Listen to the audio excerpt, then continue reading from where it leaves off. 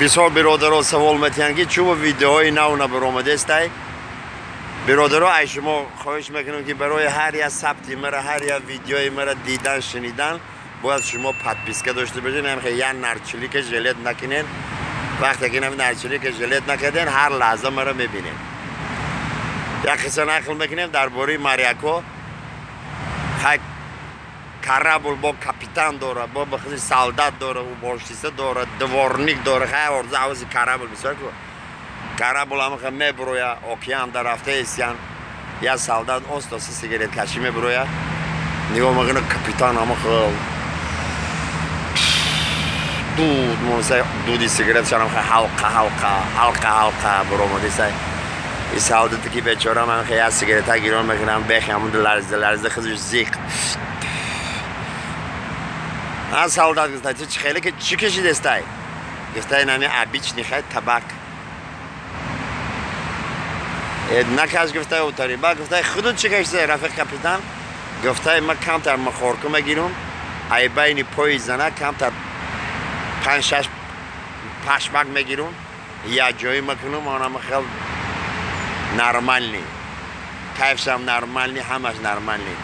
این سالداتی خدا بخبر باور میکنم. دویم سفر ده انباری زنه کش یکم پشمش میچینه مخورد خیلی همه خیلی میروی که کپیتان با آنها خیلی شف دود موزه دود آنها خیلی حلقه از با برمزه. از سالدات مگه چی کشید استای؟ مگه همون گفتگی خطا کدم کپیتان گفتگی خطا کدم کم تا مخورد که ای بین پای زنه گرده تور پشمک کپیتان همون خیلی مگیره یک دود مگیره دویم انداغ چخورتر مگیره آخه پوف مکنه که همه خیلی مستلفه مگه خدا زده یگان تا ای دهنی کونم یه جایی که دیگه چی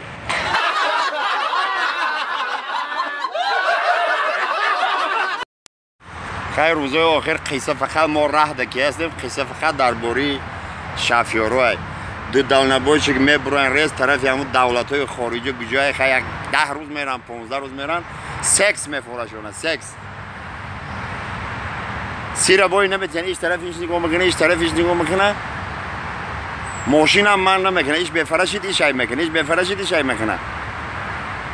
گفته منصور لبای صادق حالی ای پیش گفته پاست میشه پاست میگذاریم اون سجده پرستوتکای سیف یاد سینمات نمیکنیم خب عادی خدا میریم گفته میکنیم چی بنا میکنیم میرن ازدیات سینمات میکنن خیلی عادی خدا رفته سیم پول مول میتین هم قایدی ویل از چود میکنن من میکنم میگم مرحمت بفرو وای پرستوت که چی میگه نه من می 4 سوم پول رای کده میگه همه باندی تا حال ای دستی ما میگیرن این پول را مرا تو علاج باشه تا پیش خانم ببرین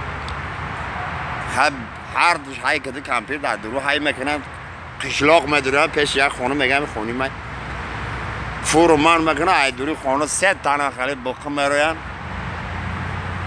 یک کمپیرک میفرویم باید چی میگن طرف شافیارو ها کاری کدگی تونو درک خواهری ما کدین تیز بروکا رو بکشین خانه یا هم خسرو رو میخفن میشینن حیران میشن ده میگه بروکا تونه کشین خیلی ترسم چیزی زور وقتی در بروکا رو میکشن میگه ای تونه بفوچین ای ترس جون ایشون رو میفوچن میگه که هر دو تا جواب راه دا ماشین خیلی مخی رفته ایسیان قربان طرف صادق چه میگه صادق ما میفهمیدم که تی خیلی به معنی میفوچی ما ای راه پراستیتوت که سینیمات نمیکدم